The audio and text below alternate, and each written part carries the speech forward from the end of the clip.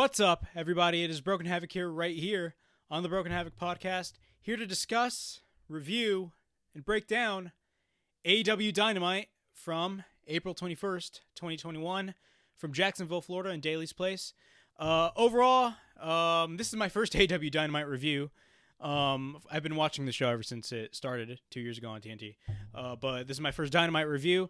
Overall, as you can see, this is a pretty good show. I really enjoyed it. Every week AEW delivers. In most weeks, I mean, there's some weeks there they kind of slip off, but usually when they slip off, they get back up and produce a better show the next week.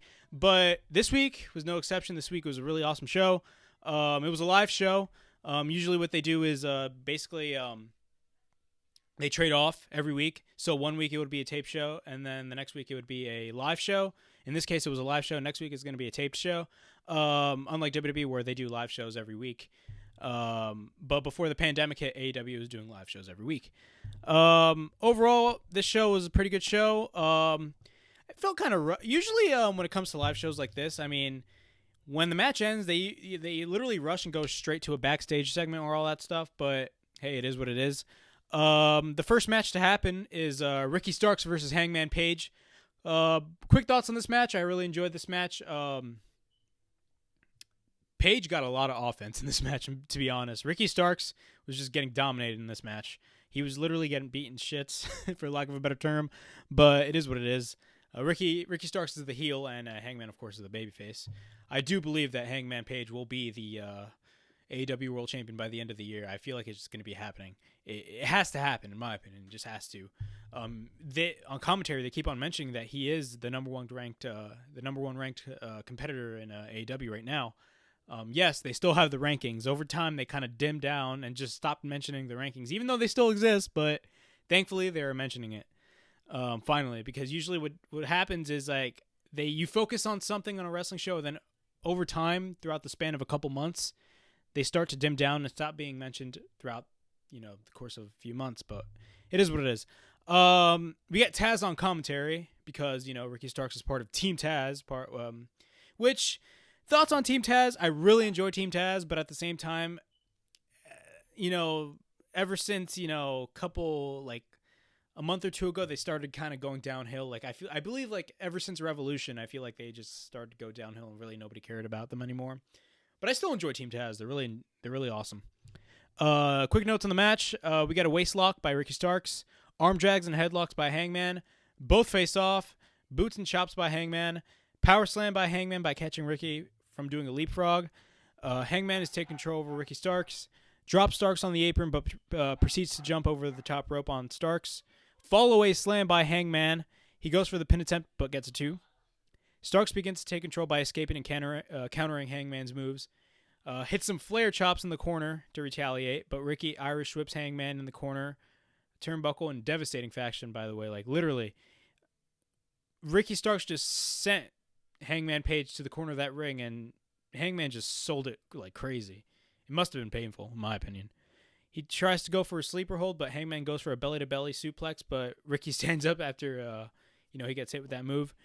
We get a forearm by Hangman. We get repeated forearms by Hangman after that. Brainbuster, the first of many in this show, by Hangman on Ricky Starks, but gets a 2 count. Hangman tries to go for a sliding knee on Ricky, but counters. Proceeds to hit a Liger bomb on Hangman, that being Ricky. Ricky Starks hit the Liger bomb on Hangman, but gets a 2 count. Hangman sends Ricky to the corner. Ricky goes on the top as well. Then Hangman goes on the top. Hangman proceeds to hit a fall-away slam on the top turnbuckle. Then hits a lariat on Stark, but gets a 2 count. Then he tries to go for a buckshot lariat, which is his finisher, but Ricky counters into a spear. Devastating spear, by the way, but gets a 2 count. Ricky tries to go for a powerbomb, but Hangman counters and tries to go for a deadeye, but Ricky escapes. Then Hangman proceeds to lock on a headlock mixed in with an ankle lock. So I've never seen Hangman do this. If he has done this, please correct me if I'm wrong, but I've never seen Hangman do this in any of his matches. He basically, as I stated here, he basically puts him in a headlock, a mixture. It's kind of like the STF, but in different fashion. So he basically grabs a leg, and then he puts him in the headlock as well, in a mixture of both. And, of course, Ricky taps out. Hangman wins the match against Ricky Starks. Overall thoughts on this match. This was a great match to open the show. Usually every week on Dynamite, the show starts off strong, and that's what I really enjoy. Unlike in WWE shows where, like, on Raw, it just starts off with the random segment with, like, Drew McIntyre or somebody, and on SmackDown with Roman Reigns. SmackDown's the exception because Roman Reigns is, like, the best show. He's the best wrestler on that show, and he's, like, literally the best segment on the show. He's the best thing about SmackDown right now. Roman Reigns is doing the best work of his career, okay? But, like, usually when it comes to WWE shows, they always start off with a talking segment. AEW starts off the show strong with a really good match, which is a tag match or a singles match in this case. Now, with AEW, with Dynamite especially, AEW loves booking tag matches because, of course, their philosophy is, we're going to be different than the WWE, and we're going to put more emphasis on the tag team division, and they have done that. I mean, I do believe right now AEW has the best tag team division in the world, and WWE's tag team division is not great at all. I do believe that they don't care about tag team wrestling, besides NXT. NXT actually focuses on tag team wrestling, but the main roster, garbage. And that, I mean, people can say that, oh, that's you being biased, but I'm just telling the truth. AEW's tag team division is 10 times better than WWE's tag team division. Overall, Ricky Starks literally was just getting, like, killed in this match. Like, and he's the heel, so you would expect him to get a lot of heat. He didn't really get a lot of heat. And, of course, Paige was just, like, dominating throughout this entire match. But Starks did get some offense. But overall, this is not a bad match. After the match, we get Taz, who comes out of the commentary table and says that Hangman got lucky and says that he will watch his back. Then all of a sudden, Hook, who is Taz's son, comes in and attacks the knee of Hangman. Ricky begins to help. Hangman tries to fight back, but Brian Cage comes in and is about to powerbomb him, but Dark Order arrives. All of the members of Dark Order, so like 10, 7, Alex Reynolds, all those guys. John Silver. Well, how did I forget about John Silver? Dude, this guy's over on Being the Elite. All right. So then after that, we go to it's not really the next segment, but we get a close-up shot of the Elite, a.k.a. the Bullet Club. Now, apparently they do have a working relationship with New Japan, mainly because we saw Kenta a few months ago come in on Dynamite, and they had that tremendous match they had against Moxley and who else was it? I don't even remember. But Kenta, he came into New Japan, and they started acknowledging that Jon Moxley is the current IWGP US champion, which is New Japan's US title. It's their mid-card title, basically. And, so it's called the Elite now, but I do believe it's really the Bullet Club. It's really like I wouldn't necessarily say OG Bullet Club, but like you do have some OG members like Doc Ellis and Carl Anderson. But yeah, it shows that they have a trailer outside of Daly's place, and Brandon Cutler is their cameraman, and you see them proceed to go inside that trailer. And more on that later. All right, we got Penta El Cerro, or Pentagon Jr., I prefer to call him Pentagon Jr., versus Trent with a question mark in the end. I don't know why they have a question mark in the end. I don't really understand. But I'm going to be honest, Best Friends is an awesome tag team. And they had that arcade battle with Miro and Kip Sabian, which was really awesome. It was, I believe it was Orange Cassidy and Chuck Taylor versus Miro and Kip Sabian. But I'll talk about Miro later because I don't want to say I'm going to go on a rant on Miro because like it's in defense of Miro, if anything. But here are a couple notes on this match. We got a side headlock by Trent. Penta throws his gloves at Trent. We get back and forth chops and forearms by both wrestlers. High knees by Trent on Penta El Cerro. Back suplex by Trent on Pentagon. Both are outside the ring. Penta runs the ropes and Trent hits him with a clothesline. Trent hits a somersault over the top rope. Crossbody off the middle rope and sling blade by Penta, but gets a 2 count. Penta tried to hit the package pile driver, but Trent Beretta escaped. And then Trent hits a swinging DDT. And then after that, we literally get, which I do believe is still the greatest finisher in the history of professional wrestling, the Canadian Destroyer. Shout out to Petey Williams, by the way. We go to commercial break, and this is going to be outside of the realm of the match. The match is still going on during commercial break, but we get a Rebellion pay-per-view. We get a Rebellion pay-per-view commercial during the picture-in-picture, which is awesome. You know, you see AEW promoting an Impact pay-per-view on TNT. That's the biggest promotion Impact would ever get because, you know, they used to be on Spike and shit. But, like, AEW hasn't really promoted the Rebellion pay-per-view and really did not even mention that, you know, Kenya was going to face Rich Swann until this week. And he's going to be facing Rich Swann title for title this Sunday at the Rebellion pay-per-view. But more on that later. We go back to commercial break. We got a couple chops by Pentagon, a takedown by Trent, running knee strike by Trent. Pentagon kicks the knee while Trent is on the middle rope. Stiff chops by Pentagon. Plants Trent in the center of the ring, but Penta gets a 2 count. Penta tries to go for the package pile driver on Trent on the apron. Trent escapes, but both exchange right hands after that. Trent hits a pile driver, but Penta hits the ropes. Spear by Trent outside the ring. Alex Abrahante, who is the spokesman for Pentagon Jr., which I don't know why he's the spokesman. I mean, he's great and all, but, like, come on, really? What about Death Triangle?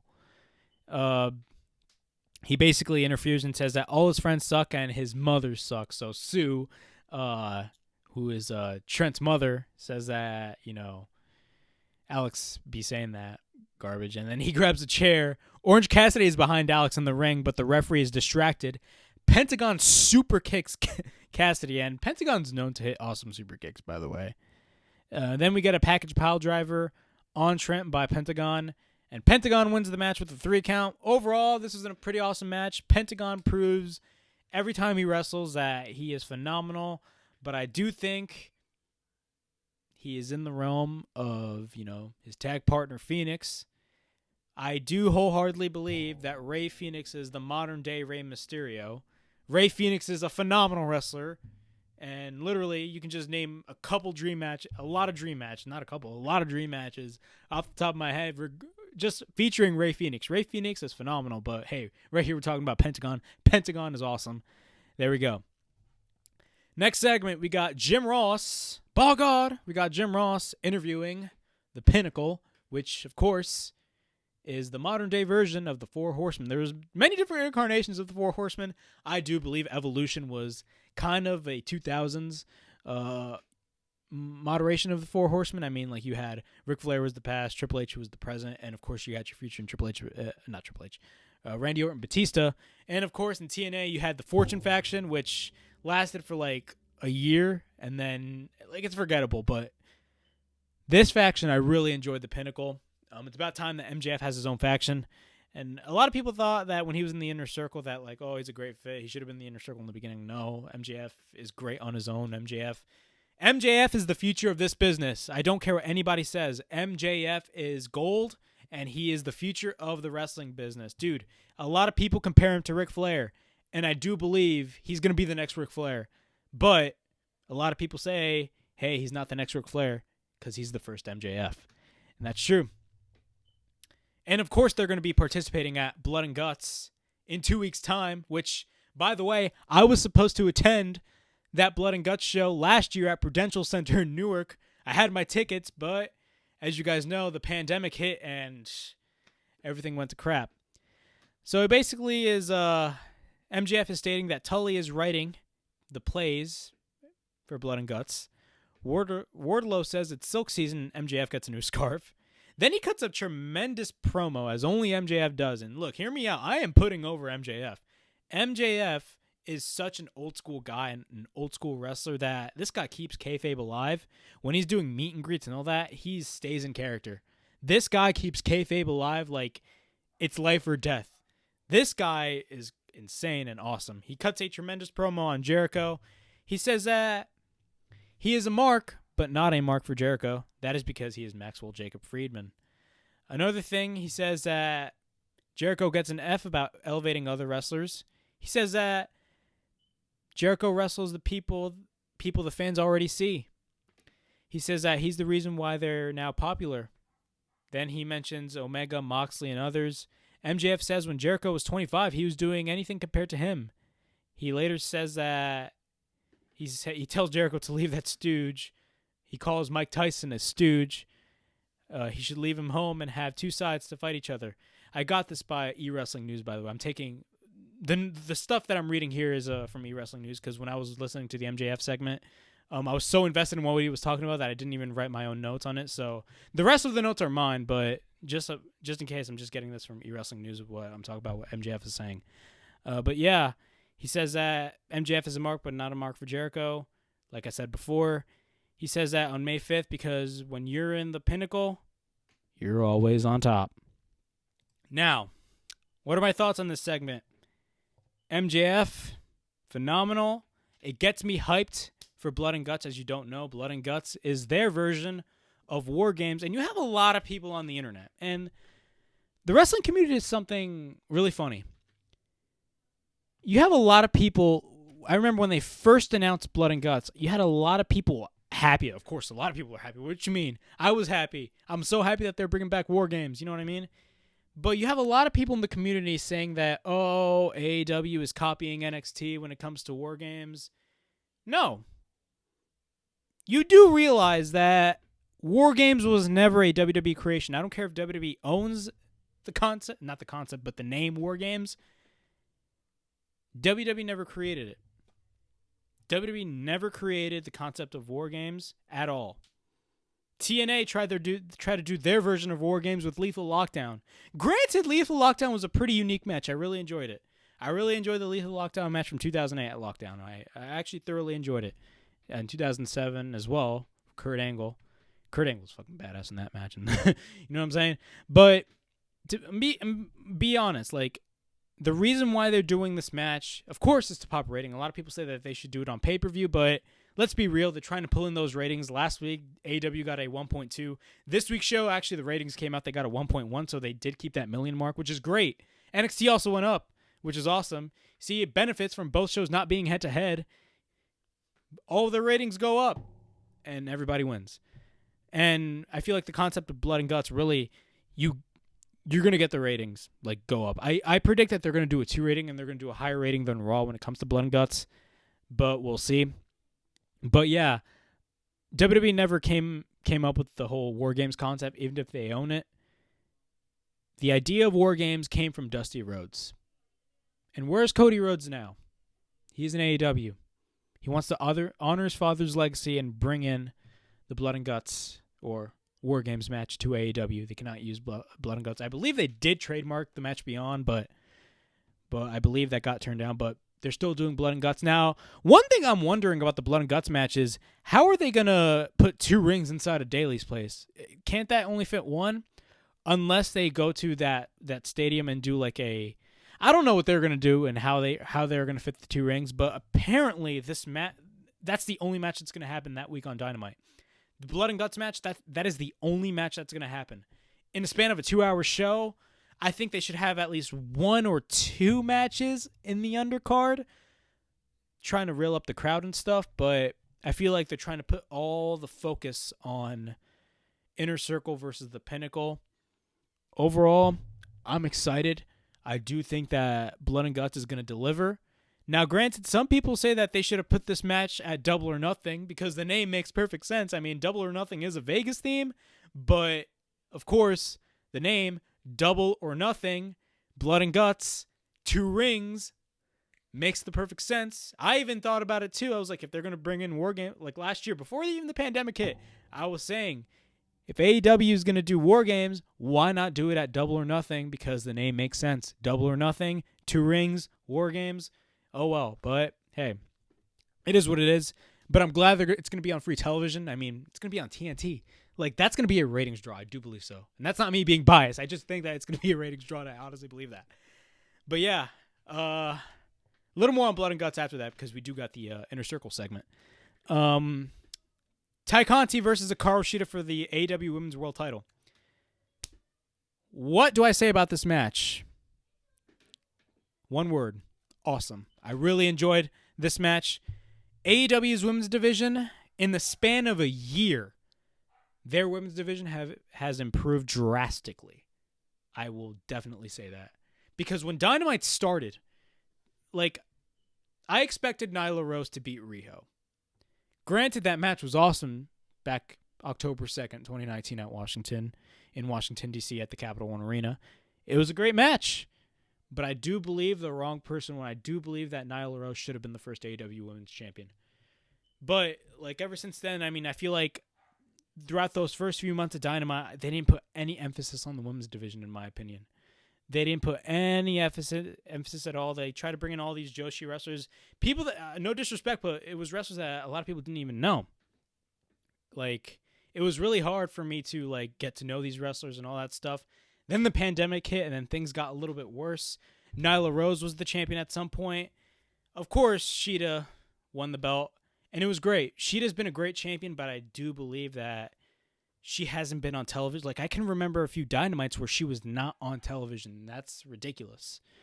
And granted, over time, you know, you got to see Britt Baker improve. Thunder Rosa came along, and she had that match with with Hikaru Shida at All Out. It was I believe it was a title versus title match. Correct me if I'm wrong. It was the NWA women's title versus the AEW Women's title. And I can remember some weeks where AEW was putting more emphasis on the NWA Women's World title than the AEW Women's World title. Nothing wrong with the partnership. I'm just saying, like, you put the title up for grab. You put the NWA title more up for grabs than the AEW Women's title. Come on now. But it is what it is. Over time, the division has really improved, especially with women like Tay Conti, who came from NXT, by the way. Tay Conti is phenomenal. She is great. Who else? Britt Baker, of course I said it. Thunder Rosa. Their unsanctioned match a couple weeks ago in Dynamite was one of the best matches I've ever seen. The best women's matches I've ever seen as well. I mean, they just beat the crap out of each other in that match. And it was really awesome. But a couple notes on this match. In the beginning of the match, both bow down. Hikaru Shida starts with a couple kicks, but Tay Conti fights back with a couple of stiff forearms. Back and forth by both wrestlers. Headlock by Conti. Takedown by Conti later on. A knee by Conti on Shida. We got a second knee strike on Shida, but Tay gets a 2 count. Tay shows off her Brazilian Jiu-Jitsu submission on Shida. There's a lot of technical wrestling, especially on her end, because Tay Conti does have that Jiu-Jitsu background. Tay tries to kick Shida from the apron, but Shida kicks over with kicks out, and Tay falls on the apron. But both females are outside of the ring. Then we get an enziguri by Shida. We get a brainbuster by Shida on Tay Conti outside the ring, which looked devastating, by the way. She applies a bow and arrow submission on Conti, then applies a different submission on her. Shida taking control of the match. We get a running knee in the corner by Shida, 2 count by Shida, superplex by Tay Conti, but a kick by Tay. But then later, a kick by Tay on Shida. A clothesline by Tay Conti using Shida's wrist for the advantage. We get a German suplex by Conti, a running boot. Crap. My notes. My laptop turned off. Running boot in the corner by Conti. Shida escapes. A kick shot by Conti on the stomach of Shida. Senton on the spin of Shida on the top turnbuckle by Conti. 2 count. We get a hammerlock. Jumping knee strike by Shida. Falcon arrow by Shida and gets a 2 count. Shida and Conti go up to the top. She looks like she's going to go for a Death Valley. Honestly, I thought that Hikaru Shida was going to go for a Death Valley driver off the middle rope, but that didn't happen. She tries to go for a katana, but Conti counters. Basically, what happens is that Hikaru basically drops her on the top turnbuckle. Shida literally just drops Conti on the top turnbuckle, which looked crazy. Shida tries to go for the katana kick, but Conti counters. Conti takes control and hits her finisher, but gets a 2 count. Shida hits her move, but gets a 2 count. Elbow strikes by Conti, and Shida hits a backbreaker and a katana for the win. And Hikaru Shida retains the AEW Women's World title. Overall, what are my thoughts on this match? Well, this match is great. Really awesome match. Tay Conti really showed that she is champion worthy. She is main event worthy. I do believe that she will be AEW Women's Champion someday. And back and forth, awesome back and forth match. I really enjoyed it. Literally, I honestly thought though, Shida was gonna go for a Death Valley driver. Shade to Tommy Dreamer, but that didn't happen. Later on, we get Dr. Britt Baker, DMD. She comes out and shows her number 1 status in the AEW rankings. And basically, Hikaru throws her a Singapore cane, and then Britt Baker just runs off. Now, with Britt Baker, I do believe that she will be the AEW Women's World Champion. She will be the Women's Champion. come Double or Nothing, I do believe they're going to book a match between Hikaru Shida versus Britt Baker. I mean, they've been building Britt Baker up for months now. And I do believe Britt Baker is going to be a star. She's really vastly improved ever since that match with... not even the match, her feud with Thunder Rosa. I enjoyed her feud with Thunder Rosa. I do believe Thunder Rosa put her to the limit in those matches. But their best match was that Lights Out match on that episode of Dynamite, and I really enjoyed it. And she will be AEW Women's Champion come Double or Nothing. I literally believe it. We get a video package on Miro. For those of you watching, Miro, a.k.a. Rusev in WWE, and he's now in AEW, and he's known as Miro. He basically talks about, competition and all that, and he's talking about what champion he will face, kind of teasing that he's going to go after either Kenny Omega or Darby Allin. Honestly, these are my thoughts on Miro. Miro, ever since coming into AEW, was treated and put in the position to be Kip Sabian's best man in his wedding. Which is not a bad role, but literally, Miro deserves more. I think Miro is a main event player. Miro literally is a dominating force. I mean, he had that long run with that U.S. title a couple years ago in WWE. It was awesome. And then, of course, John Cena won. Granted, John Cena's U.S. title reign was awesome, and he did that open challenge, and he had tremendous matches with guys like Sami Zayn. But, in AEW so far, I feel like Miro is falling off a cliff. Now, granted, he is teasing what champion he will face. I don't think it's going to be against Kenny Omega. Now, granted, if that match ever happened, of course, the man who's going to win is going to be Kenny Omega. But at the same time, it would be a great match. But I don't think Miro is set for that position yet. I do believe that he will be going after the TNT title and have a long reign with the TNT title, just like he did the U.S. title all those years ago. My prediction is that he will face Darby Allin. Now, granted, Darby Allin is defending his TNT title every week on Dynamite. Granted, because it's the network. It's a mid-card title, but it's a television title.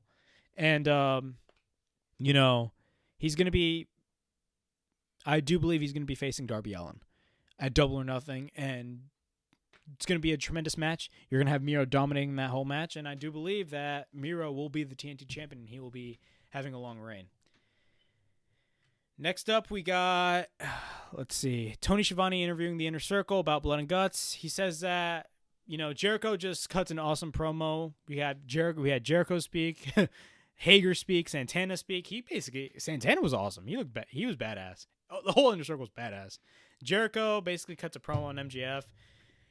It was a great promo. It was a great segment, but it was not as good as Jericho's segment or the Inner Circle segment a couple weeks ago. I think 2 weeks ago on Dynamite. But they basically say that next week the Pinnacle and the Inner Circle will face off before Blood and Guts, which would be awesome. I'm looking forward to that. Blood and Guts is going to be an awesome match. I do believe it's going to hit a 2 rating. I honestly believe that it's going to pull a higher rating than Raw. If I'm wrong, I will say I'm wrong, but hey, it is what it is.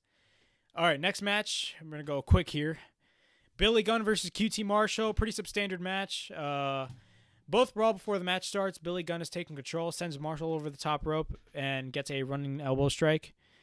Both are outside the ring. Gunn throws Marshall on the apron. Billy Gunn continuously is tossing QT Marshall around. Both are once again outside the ring. QT's faction attack Gunn while the referee's not looking. Billy Gunn's sons attack them, so that being Austin Gunn. Attack them and brawl around the ring. QT's taking control of the match. QT hits a pile driver but gets a 2 count. We get a couple right hands by QT. Gunn fights back. QT tries to go for a diamond cutter, but Gunn counters. A Go-Go comes in, who's part of QT's new faction, and goes for he tries to go for a he hits a couple right hands on Billy Gunn. Diamond cutter by QT and wins the match. Then after that we get Dustin Rhodes coming in and attacking QT. He hits a power slam on QT and takes the bull rope instead. He takes the bull rope, drops back. Dustin literally picks up the bull rope, but drops that down and literally grabs a wooden chair and just hits it on the head of on Camarado, who's another member of QT's new faction, who I'm not really that familiar with. Both Go-Go and Camarado, I really don't know. I'm really not that familiar with them. Apparently they had a lot of matches on Dark, but I don't watch Dark because it's just a lot of work, and they have like 15 matches in one show, which is ridiculous. That's just overkill. But it is what it is. And when Camarado gets hit with that wooden chair, he no-sells it like crazy. Overall thoughts, pretty substandard match. QT's new faction is intense, and you have a lot of people literally complaining that AEW has too many factions, and I wouldn't necessarily say agree, but like I understand their point. But I do believe that the reason why they're introducing a lot of factions is because of the fact that they are trying to build the foundation for new trios titles, which Tony Khan and I believe Cody did say that they were most likely going to be introducing trios titles this year. I do believe it's going to happen. And yeah, they're going to have trios titles, and that's why we got all those factions. We got Team Taz, Dark Order, QT's new faction, the Nightmare Family, all them cats, all them people. Yeah, so we got the Elite segment. They talk about how they're the best. The Young Bucks say that, they were the ones that, had made everything all successful, AEW success, all that stuff. Basically a heelish promo. They did talk about Rich Swann, facing Kenny Omega this Sunday at Rebellion. And then all of a sudden, Eddie Kingston and Jon Moxley come in with the truck and hit their trailer. They proceed to come in, trash the whole area, and, they were nowhere to be found, the Elite. So basically, Eddie Kingston and Jon Moxley just attacked the whole damn thing. What are my thoughts on this segment? I'm not going to lie. This gave me WCW vibes with the NWO. I'm not saying like, oh my God, like if they're the NWO, they're not the NWO. I know, I get it. But what I mean is the camera work, all that stuff. I feel like if WWE did a segment like this, the camera work would be completely different. But I do believe that the camera work in this one was spot on, and this literally gave me WCW vibes. And it was awesome. We get Will Hobbs versus Christian Cage.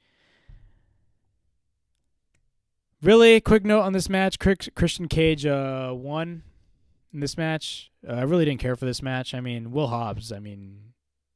Christian Cage gets put over against Will Hobbs, who's a young guy, and Christian Cage is the veteran. I would say, I'm going to just say my notes. Both lock up, waist lock by Cage, takedown by Hobbs on Cage. Cage slaps Hobbs and slaps him again. Runs off the ring, and a right hand by Cage on Hobbs. Dicing drop by Cage. Later on in the match, we got a devastating spine buster by Hobbs, but gets a 2 count. Back elbow by Cage. Cage is in the middle rope trying to go for a swinging DDT. Powerbomb by Christian Cage. A frog splash by Cage but on Hobbs, but gets a 2 count. Hip attack by Hobbs, and Cage kicks out at 2. Sleeper hold by Cage on Hobbs. Hobbs tries to go for a running slam. Cage hits the kill switch and wins the match. Ricky Starks comes out and helps Hobbs. Overall thoughts, pretty substandard match. Not the best match, but Christian Cage went over in this match. Christian is great in the ring at his age, and they are teasing that match with Kenny Omega. My thoughts on that, it'd be a really stupid decision if they have Kenny drop the belt to Christian. I'm just being straight up. Why would you drop? You're the best wrestler in the world, and you're going to be dropping the belt to a veteran like Christian. It's ridiculous. But this match was pretty all right. We get Darby Allin versus Jungle Boy for the TNT title. Overall thoughts on this match. This match was awesome. Face off by both wrestlers. Both lock up. Leg sweep by Darby. We got a cover, a 2 count, headlock by Darby, takedown by Darby. We got great technical wrestling. Side headlock by Jungle Boy. Hook pin by Jungle Boy and gets a 2 count. A lot of technical wrestling by both wrestlers again. Jungle Boy tries to apply the snare trap, but Darby reaches the ropes. Double leg takedown by Darby and repeated right hands. Both fight it out outside the ring. Chops by Darby on Jungle Boy on the ring post. Both send each other through the barricade. Both fight it out. Darby gets sent over the barricade in devastating fashion. Jungle Boy is taking control of the match.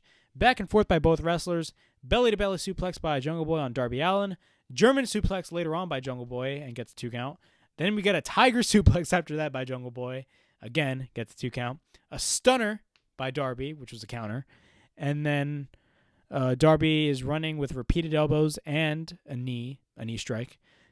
Jungle Boy hits a suicide dive or a Tompe Suicida. He goes for a second Tompe Suicida or suicide dive, and then he proceeds to do a somersault over the top rope on Darby Allin. We get a guillotine by Darby, coffin drop on the apron on Jungle Boy. Luchasaurus helps Jungle Boy, which made no sense. I don't know why they're the baby faces. Both of them are baby faces, both Darby Allin and Jungle Boy, but I don't know why Luchasaurus is helping Jungle Boy. He's also a baby face. That's heel tactics right there. Sting fights off Luchasaurus, who was actually outside. I forgot to mention Sting was actually with Darby, which I really enjoy the chemistry between Darby Allin and Sting. Darby gets his hand. After that. Sting fights off Luchasaurus. Both go through the tunnel. Devastating lariat and brainbuster by Jungle Boy and gets the 2 count. We got a snare trap by Jungle Boy. Darby gets his hand on the ropes. Jungle Boy applies the surfboard, but Darby escapes. Jungle Boy applies the snare trap. Darby is about to fade, but gets his hand on the bottom rope. Repeated right hands by Jungle Boy. Darby Allin fights back and pins Jungle Boy. Darby Allin retains the TNT title. Overall, amazing match. Awesome match. We got 2 of AEW's future. Honestly, I do believe that the four wrestlers that are going to carry this company for the next 10 years are Darby Allin, Jungle Boy, Sammy Guevara, and MJF. Those 4 guys will be literally main eventers in a few years. I honestly believe so. And those are going to be the guys that carry AEW to the stratosphere into the future. And for people that say AEW does not make new stars, I don't know what's wrong with you. WWE does not make new stars. AEW does make new stars. That's not me being biased. That's me telling the God's honest truth.